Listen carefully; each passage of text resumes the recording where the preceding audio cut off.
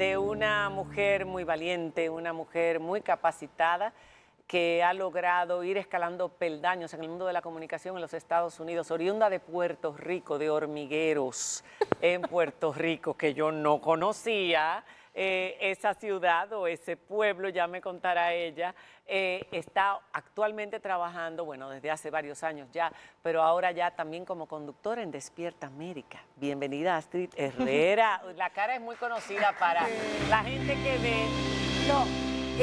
Lo más interesante es que me encanta que hayas dicho Hormigueros, Hormigueros. porque ese es mi pueblito, es Ah, uno de los pueblos más pequeños de Puerto Rico. Mira que nos ven en Puerto Rico, así que háblame de Hormigueros que nos tienen que estar viendo ahí. Es uno de los pueblos más pequeñitos de Puerto Rico donde la población, la mayoría de las personas que viven en Hormigueros son personas de la edad avanzada. Los jóvenes se han ido. Sí, nuestros jóvenes se han ido porque al ser un pueblo tan pequeñito en el área oeste, pues obviamente salimos a buscar oportunidades fuera, pero es un pueblo maravilloso, hermoso. Mi familia todavía vive en Hormigueros, cada vez que yo voy a Puerto Rico voy a Hormigueros, claro que sí. Y en noviembre fue la última vez que fui y me puse como a pensar y fue como que, wow, yo salí de aquí, de este lugar tan pequeño, tan Tan en el rural. área oeste, donde quizás no habían oportunidades para yo poder crecer en el mundo de la comunicación. Y me dio o sea, me dio como un poquito de nostalgia, pero al mismo tiempo mucho agradecimiento de yo haber nacido ahí. Y ahora que hablas de esas oportunidades y esa nostalgia, estamos viendo unos tiempos donde muchas jóvenes sueñan con ser periodistas o comunicadoras, pero no creen en los procesos. Y tú eres una muestra viviente del proceso, del paso a paso, porque sabías lo que querías, pero tuviste que vivir muchas cosas en el camino para lograrlo. Cuéntanos un poquito, ¿cómo fue ese trajín hasta llegar a ser la comunicadora, la periodista que eres hoy? Porque pasaste por muchas cosas en el camino hasta el Army. Cuéntanos un poquito de ese proceso para ti. Uf, un proceso. Mira, yo que siempre quise ser periodista. Sí. Yo desde los 7 años, yo siempre le decía a mi mamá que yo iba a ser periodista y que quería trabajar en televisión. No sé, yo no sabía cómo lo iba a lograr, pero yo sabía que lo iba a lograr. Siempre he dicho que cuando Dios pone un sueño en tu corazón, Él te va a dar la forma para que lo logres. Pero hay que trabajar mucho, hay que trabajar duro durante el proceso. Yo recuerdo que cuando yo tenía 19 años, ya mi carrera mi carrera universitaria iba como avanzando y mi papá era político en Puerto Rico, él era quien se encargaba de toda mi parte de la universidad y lamentablemente pues él tiene un caso de extorsión y corrupción en Puerto Rico y él va preso. Y entonces ahí yo decía, ¿qué voy a hacer yo? ¿Cómo voy a pagar mis estudios? Y ahí es cuando yo decido ir al Army y enlistarme en las Fuerzas Armadas de Estados Unidos porque yo vengo de una familia militar. Yo vengo de una familia donde mis tíos estaban en el Army, mi papá estuvo en la reserva del Army. Yo sabía que este podía ser una gran oportunidad para mí para poder pagar mis estudios. Porque yo siempre dije, yo voy a ser periodista y yo lo voy a lograr, no importa lo que yo tenga que hacer en el proceso. No, y lo importante o lo interesante, ¿no?, de esto es que mientras tú estabas en el Army, sí encontraste la forma de ir ejercitando ese periodismo, sí, haciendo artículos. Es decir, una puede tener una aspiración, un sueño, una ilusión y no tener los recursos o no haber encontrado el camino para llegar allí. Pero en ese otro periplo al que nos lleva la vida, uno puede empezar a practicar y prepararse para el día que tengas esa oportunidad. Correcto, y uno debe también preguntar. El no ya yo lo tengo, la voy a tener siempre, pero ¿qué tal si ese no se convierte en un sí? Yo no sabía que yo iba a poder tener la oportunidad de escribir para un periódico del Army en inglés, que tampoco es mi primer idioma. Y yo me acuerdo que cuando yo ya me gradué de todas las escuelas y del entrenamiento como tal del Army, yo regresé a Puerto Rico, a la base militar en Puerto Rico, y yo decía, yo algo tengo que hacer. Y un día me levanté y yo en realidad trabajaba en la parte de logística que no tenía nada que ver con periodismo. Yo dije, yo voy a comenzar a escribir artículos aquí, claro que sí, historias, voy a buscar historias de personas que yo pueda Eso te fue escribir. preparando. Me fue preparando. Te fue preparando para lo que has logrado a día de hoy, pero ¿cómo fue el paso entonces? Ahora estás en Univisión, ¿cuánto tiempo llevas ahí? Estás en Despierta América y has dado unas declaraciones que vamos a hablar de ellas hace unos 3 años, que le han dado un giro, podríamos decir, hasta tu trabajo y tu importancia dentro de la cadena. Pero háblame cómo fue ese paso de llegar ahí y cuánto tiempo te tomó que te reconocieran como ancla, como una persona que puede estar sentada con todo el mundo dando opinión. Yo creo que trabajando mucho, cuando yo llegué, de Puerto Rico, luego ya yo de haberme graduado de la universidad, me fui a Miami a vivir, quería hacer familia, ya tenía una pareja, nos fuimos a Miami a vivir y yo sabía que algún tipo de oportunidad, estábamos en Miami, ahí están las grandes empresas de comunicaciones de Estados Unidos de habla hispana. Entonces yo decía, ¿cómo lo voy a lograr? Yo ni tan siquiera sé cómo voy a llegar. Y resulta que para poder yo conocer gente en Miami, que yo no conocía a nadie, yo tenía que hacer una pasantía. ¿Y qué fue lo que hice? Me volví a inscribir en la universidad, esta vez, para hacer una maestría en periodismo, para poder hacer una pasantía en uno de estos canales grandes para que me pudieran conocer. Entonces ahí fui y me fui a hacer una pasantía y la pasantía me la dieron en una telenovela. Que yo no tengo nada que ver con telenovelas para nada, pero mientras estaba en la parte de producción en la pasantía, yo tenía muchísimos actores y actrices ahí muy reconocidos como Gaby Espino, Carla Monroy, Giancarlos Canela. Yo dije, ¿sabes qué? ¿Y por qué yo no los entrevisto? Entonces en aquel momento estaba esta parte de los blogs que estaba muy famoso y ahí yo dije, mira, ¿sabes qué? Yo los voy a comenzar a entrevistar y voy a colocar esta entrevista en blogs. Entonces, cada oportunidad que se me iba dando, independientemente fuera dentro de lo que yo quería o no, yo la transformaba en eso que yo quería. Hasta que de ahí me fui a trabajar a la radio y un día yo conocí a quien es mi jefa en estos momentos y yo me fui a trabajar en una radio con un periodista muy famoso colombiano y esta emisora de radio es para Colombia, no tenía nada que ver ni tan siquiera en Estados Unidos, pero estaba en Miami. Entonces, yo tuve que aprender muchas cosas sobre Colombia, política sobre Colombia, entretenimiento colombiano. Todo lo que un periodista tiene que aprender. Todo, un poquito cuando le de todo. toca. Cuando a mí le me tocó toca. con los españoles. Claro, entonces en ese momento, cuando conocí a mi jefa, ella tenía un libro que ella justamente había sacado y le dije, ¿sabes qué? Te voy a invitar al programa de radio. Muy bien. La entrevisté y cuando terminamos la entrevista le dije, ¿sabes qué? Yo quiero trabajar en Despierta América. Y poco a poco. Y poco a poco, eso fue en octubre del 2016 y en enero del 2017 justamente le escribí un día por la mañana y no me respondió. Le dije, ya yo estoy preparada, ya yo no estoy trabajando en la radio, porque yo siempre dije, o sea, hay ciertas oportunidades y yo dije, ya yo creo que mi tiempo en la radio terminó, me voy a enfocar a hacer otra cosa. Entonces me había terminado, le escribí en la mañana, ella no me respondió, me acuerdo que le escribí un miércoles, nunca me voy a olvidar, fue al principio de enero. Y al día siguiente ella me respondió y me dijo, puedes venir el lunes. Y yo pensaba que ella me estaba citando como para Hablar contigo. para hablar conmigo, puedo hacer un segmento aquí, o puedo colaborar en otra cosita por allá. Y justamente da la casualidad que ese miércoles que yo la saludé y le dije que yo quería hablar con ella, había renunciado un productor en la tarde. Y ese lunes ella me dijo, renunció un productor en la tarde del día que me escribiste y quisiera que tomaras esa posición.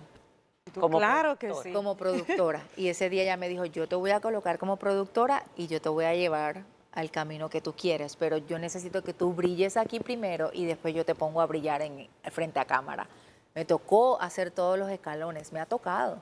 Y yo creo que ha sido maravilloso porque uno debe, en el medio de comunicación, uno debe aprender de todo. Y conocerlo. Diana está ahí y te quería hacer Sí, alguna estoy aquí. Sí, y te quiero preguntar, Astrid, hace unos años tú tomaste la decisión de compartir públicamente un hecho muy traumático de tu infancia, un abuso sexual. ¿Por qué decidiste hacerlo de manera pública y cuánto tiempo te llevó conciliar con ese pasado, entender lo que te había ocurrido? ¿Por qué decidiste hablar?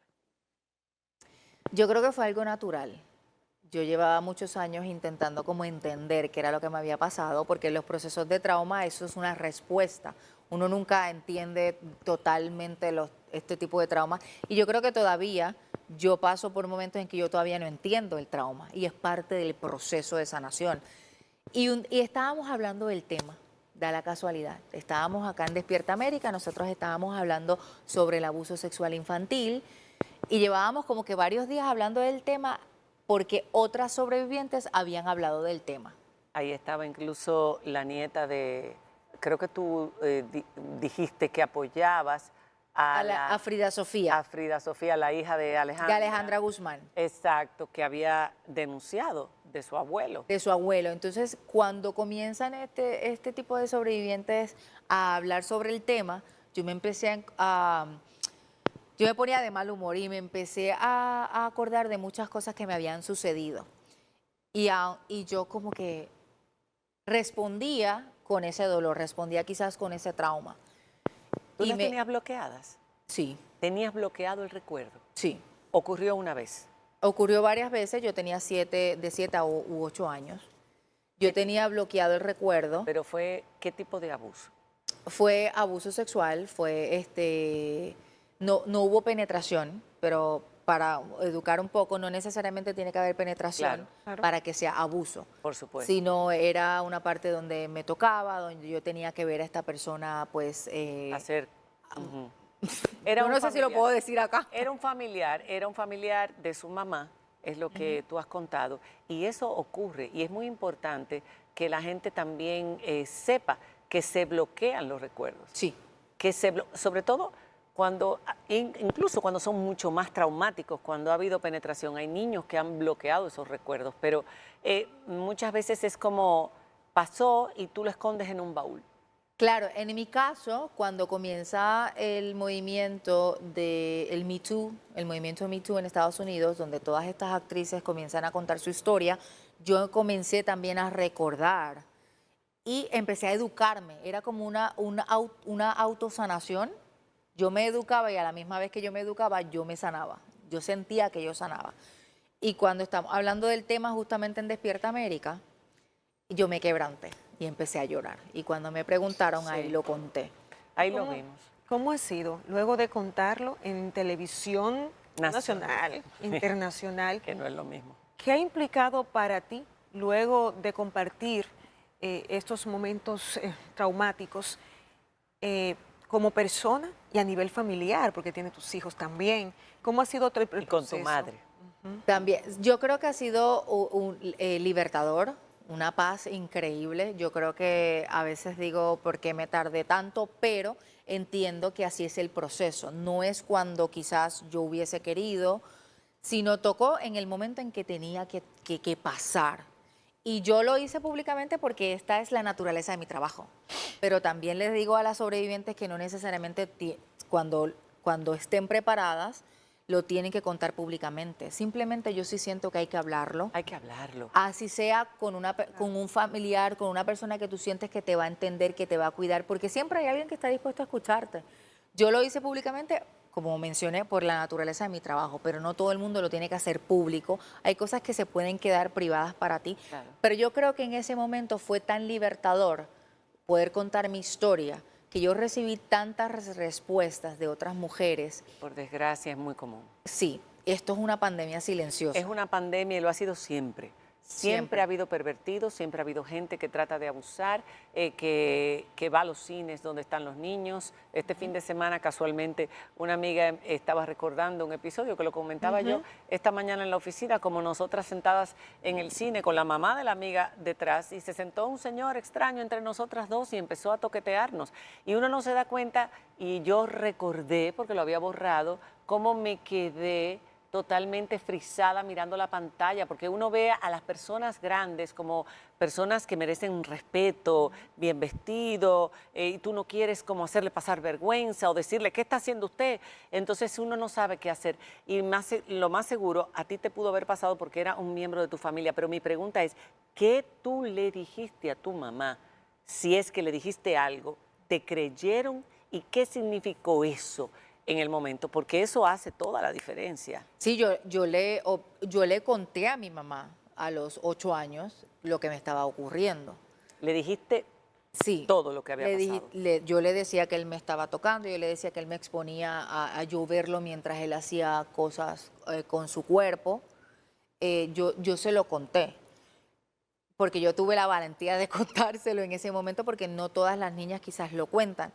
Pero sí en ese momento hubo, dentro de las herramientas que podía tener mi mamá, obviamente ella lo primero que pensó es, si tu papá se entera, lo mata. Y esto ocurre también mucho para proteger la familia. Para y evitar una desgracia. y evitar la desgracia, pues te silencian, te ponen como un tape en la boca. Yo continuaba teniendo vínculos con esta persona luego de yo habérselo contado a mi mamá. Lo único que cambió fue que ya yo no me quedaba a dormir en esa casa como anteriormente ocurría. Pero ella no evitó que ustedes se encontraran más. No, siempre hubo vínculos porque había como este vínculo familiar de ir a visitar a mi bisabuela, porque esto era un tío de mi mamá que vivía con mi bisabuela, y entonces pues vamos a llevarle pancito a tu Y bisabuela. ella nunca lo habló ni con su madre, ni con No. ni con él mismo. Ni con él mismo, ni tan siquiera conmigo. Bueno, tú en República Dominicana tienes una obra desde hace varios años. Eres madrina de un hogar, Bethesda. Cuéntanos, un hogar de niñas. Es un hogar de niñas que me enamoré de él hace como 10 años y venía y tenía la posibilidad de ayudarles mucho, pero me di cuenta de que es lo que pasa mucho cuando estos hogares necesitan, pues cualquiera puede llevarles comida, cualquiera puede llevarles recursos escolares, ropa, pero ¿quién le lleva el tiempo? ¿Quién le lleva las experiencias? Porque yo siento que con las experiencias tú le puedes cambiar la vida a cualquiera. Y ahí cuando yo comencé a visitar este hogar, que yo lo que en realidad fue a llevar comida un día, me di cuenta que estas niñas necesitaban experiencias, necesitaban espacios donde una persona les hablara, donde les dijera, ¿sabes qué? Ustedes pueden seguir adelante. Es difícil, es complicado, porque desde el privilegio es muy fácil decirlo, y yo tengo que reconocer esa parte desde mi privilegio. Sin embargo, decirles algo, decirles tú y ayudarlas dentro de. Yo creo mucho en los sueños, y yo siento que no importa en el lugar donde cada una de ellas esté, puede soñar. Y yo les prometí, y les he prometido durante todos estos años, que les voy a ayudar a cumplir esos sueños de una forma u otra. Y hemos tenido casos muy chéveres donde una chica una vez me dijo, yo quiero ser chef, pero yo no sé, yo no voy a lograr eso, yo no tengo para ser chef, yo no te preocupes. Tú sabes, tú tienes YouTube, sí, ahí hay videos de que tú puedes cocinar y puedes hacer muchas cosas, yo te voy a comprar las herramientas para que lo logres. Y esta niña ya cumplió 20 años y ya ella hace galletas, hace cosas para cumpleaños. Entonces, esas pequeñas experiencias fue lo que yo prometí que yo quería hacer en ese momento. Luego de yo contar mi historia, que yo creo mi organización que se llama FEEL, para fiscalizar y dar herramientas y sobre todo educar sobre el abuso sexual infantil, pues ya la misión y el propósito cambió un poco. Porque yo sé que dentro de este hogar hay muchas niñas que han sido abusadas sexualmente, y lo importante es que ellas entiendan varias cosas. Que no fue su culpa, que hay alguien que está dispuesta a escucharlas, creerles, que pueden sanar, y ahí voy a estar yo acompañándolas. Y sobre todo es que quizás pueden transitar la vida con el corazón roto, pero hay salida, hay una forma de salir. Pero para eso necesitan a alguien que lo haya vivido, que lo haya experimentado, para que les pueda dar como ese empujoncito. Pues te voy a llevar a otro sitio. Se llama Renacer. Es un hogar donde las niñas todas han sido abusadas sexualmente, dirigido por las Hijas de la Caridad, con un equipo fantástico de psicólogos, de cuidadoras, y donde las niñas llegan con una mirada triste, a veces en ostracismo total, no se comunican con las demás y terminan sonriendo y devolviendo, y se les devuelve la autoestima y la esperanza. Así es que ahí también puedes hacer un gran trabajo. Gracias, Astrid. Así voy a ir. Yo creo mi misión no es solamente con este hogar, sino con las niñas aquí de acuerdo con UNICEF, el 65% de las niñas entre 15 y 17 años en República Dominicana han sufrido algún tipo de abuso sexual. Así es. Y yo creo que pero aquí educando... y en todas partes. Sí. Y en todas partes. En todas partes, lamentablemente. Y no hay característica específica, no hay estrato social, no hay color de piel. y es muy lamentable, Así muy, es. muy lamentable. Gracias por la visita. De verdad, esperamos que puedas seguir viniendo a República Dominicana y qué bonito que tú siendo puertorriqueña y trabajando en los Estados Unidos dediques parte de tu tiempo a nuestro país. Y éxito. Siempre lo voy a Que siga dedicar. la carrera. Y enhorabuena por haber sido valiente y haber confesado lo que viviste. Gracias a Dios no dejó secuelas muy traumáticas, pero hay muchas otras niñas que todavía, mujeres hoy día, que todavía no han podido superarlo. Eres un ejemplo en ese sentido. Un fuerte aplauso para Astrid. Gracias. Hacemos una pausa y cuando regresemos tenemos a Lucho Miranda con nosotros, señores. Tenemos que conocer a este personaje. Él dejó de contar números para contar chistes y ha usado toda su situación de vida precisamente para llevar alegría a los demás. Tiene parálisis cerebral y tremendo comediante de stand-up. Tiene Chile. Ha venido aquí a República Dominicana a presentar un show, así es que usted no puede perderse este segmento. Cuando regresemos de la pausa, ya volvemos.